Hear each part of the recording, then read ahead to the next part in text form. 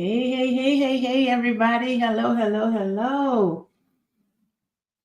and welcome to our live session today. Let me go ahead and get this going over here on IG. So that everybody on there too. All right. Okay, here it is. So today we're doing a impromptu session. So I actually came on here to talk to you guys about tax season play nights with your spouse. So let's get on in here. See if people come on up in here. Welcome to our live session. As again, it was impromptu. So normally the lives are scheduled on Mondays and Fridays. Mondays at 6 p.m., Fridays at 8 p.m. on YouTube only. Mondays it's on Facebook, YouTube, and IG. I'm starting to stream on IG now. So today it's not either one of those days. And I would like to come on here and talk to you guys about tax season play nights with your spouse. Because oftentimes you guys who are married, whether you are happily married or unhappily married, this is definitely the time where you have to play nights with your spouse because you essentially may need them to file taxes. After all, you're still married to each other, right? So here's an overview. We're here to talk about something that can be a bit of a challenge for many couples, which is tax season. It's not just about crunching numbers, it's also about maintaining a healthy, supportive relationship during a potential stressful time. So I know from personal experience that tax season can test even the strongest of bonds, but it's also an opportunity to grow closer and work as a team. So, understanding the stress of tax season. So, first, let's acknowledge why tax season can be stressful. There's pressures of deadlines, the complexity of tax laws, and often financial implications that can affect your financial budget. So, essentially, your money can be funny during tax season. It's completely normal to feel overwhelmed during this time. Remember, you're definitely not alone because so many people is going through this. Not just you, I am also. So, collaboration benefits. So, tackling tax preparation together can actually strengthen your relationship. It's a chance to combine your strengths, whether that's organizational, financial knowledge, or just moral support. So remember, you both have the same goals to get through tax season efficiently and of course accurately. So we're going to talk about some communication. But before I continue on with communication, where are my manners? I did not introduce myself. So my name is Shane Harris, and around here on these social media streets, I'm also referred to as Shane the Negotiator. And I help coaches, consultants, and service providers who are overwhelmed and lack guidance to achieve true financial freedom. And I do that by providing expert tax and coaching services. And today, as I said, we're going to be talking about tax season play nice with your spouse, which is an impromptu live that I have put together for you guys today. So we can talk about some communication. So tips for communication. Effective communication is important. So you want to be open about your concerns and listen to your partner. It's not just about the numbers, it's also about understanding each other's perspective on money. So, for instance, if there's a disagreement on a deduction or a financial decision, you want to discuss it calmly. Provide your reasoning and be open to hearing your partner's point of view. And I'm reason why I'm coming on here and speaking about this is because oftentimes I get couples that come to file their taxes. Sometimes it's one spouse who would normally the one who is handling the finances and they sit with me. The other spouse I almost never meet. They provide their documentation, or one spouse provide the documentation for both. Everybody signs, and then I'm mainly dealing with one. Other times, which I like this way better, when both spouses come on and do this together because it gives me an opportunity to speak with both spouses and get input from both parties so that we can kind of make better decisions. The session actually goes a lot better because I get the input from both sides and then we can formulate a plan, especially when it comes to tax planning, because essentially you guys are a partnership. So you should be working together. Even if one person is better at the finances than the other one should still be there for support, because if something happens to that one spouse, then the other one is usually lost in the sauce and don't know what's going on. And everybody should be aware of what's going on. The same as when we talk about businesses all the time, when I say, You should know what's going on in your business. Even if you're hiring a professional to take over things, you should know the basics of what is going on.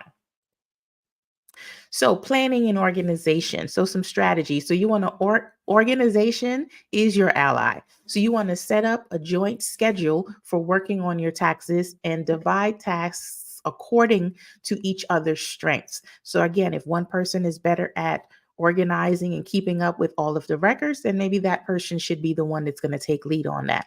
If the other person is better at actually putting the plans together, then that person probably should take lead on that. It doesn't mean that both of you can't do it. It just means that maybe you should lean on each other's strengths and not focus so much on each other's weaknesses.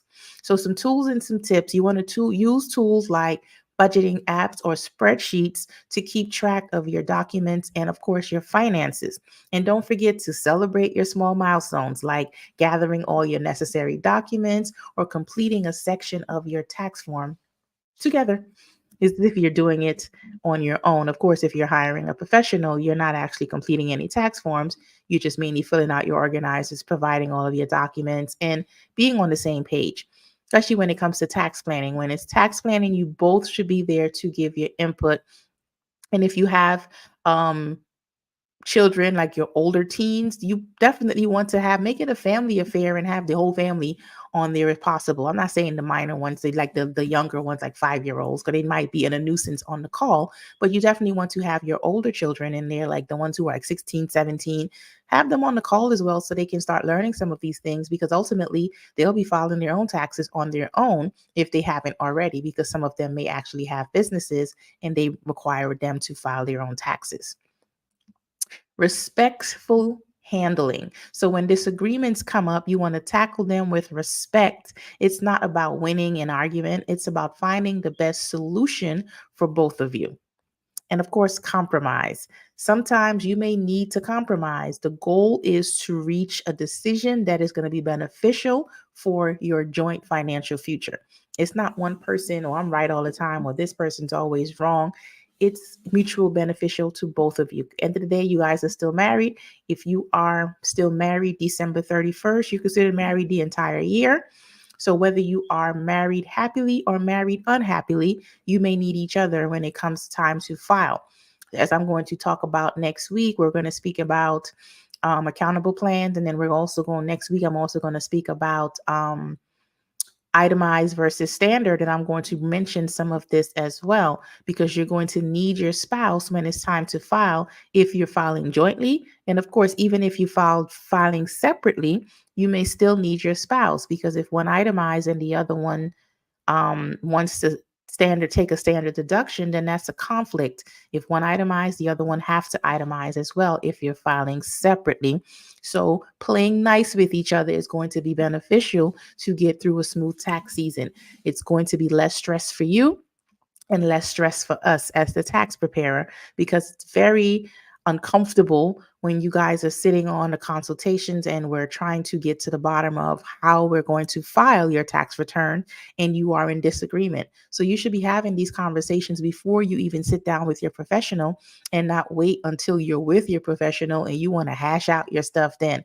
Because I'm not a therapist and I'm not here at that time.